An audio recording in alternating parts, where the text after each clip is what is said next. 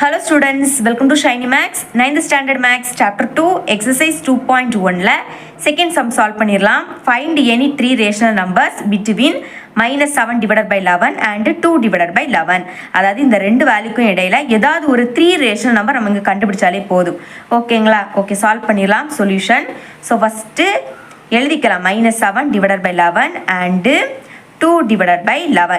இந்த ரெண்டு வேல்யூக்கு இடையில தான் ஏதாவது ஒரு 3 ரேஷனல் நம்பரை கேட்குறாங்க. சரிங்களா? ஓகே, இதுக்கப்புறம் நீங்கள் பார்க்க வேண்டியது என்னன்னா, இந்த ரெண்டு வேல்யூலையுமே டினாமினேட்டர் சேமாக இருக்கான்னு பார்க்கணும். ஸோ இங்கே பாருங்க, ரெண்டுமே என்னது சேமாக இருக்குது. அப்போ பிரச்சனையே கிடையாது.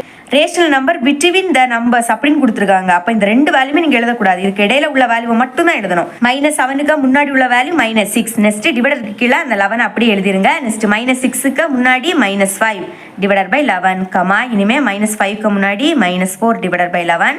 அந்த நம்பர் லைனில் நம்ம எழுதியிருப்போம் இல்லையா, அதே மாதிரி தான். -4க்கு முன்னாடி -3 டிவைடட் பை 11. நெக்ஸ்ட் -3க்கு முன்னாடி -2 டிவைடட் பை 11 கமா இனிமே -1 டிவைடட் பை 11. இதுக்கு பிறகு 0. Next 1 divided by 11. இதோட ஸ்டாப் பண்ணிக்கணும். இதுக்கப்புறம் 2 டிவைடட் பை 11 எழுதக்கூடாது. ஏன்னா இதுக்கு இடையில உள்ள ரேஷனல் நம்பர் தான் கேட்குறாங்க. ஓகேங்களா? நம்மளுக்கு கொஸ்டின்ல என்ன கேட்டிருக்காங்கன்னா, ஏதாவது ஒரு 3 ரேஷனல் நம்பர் எழுதிட்டாலே போதும். சரிங்களா? ஏதாவது ஒரு 3. ஓகே, அப்போ எழுதிக்கிறேன். -5 divided by 11. Next -4 divided by 11. Next 1 divided by 11.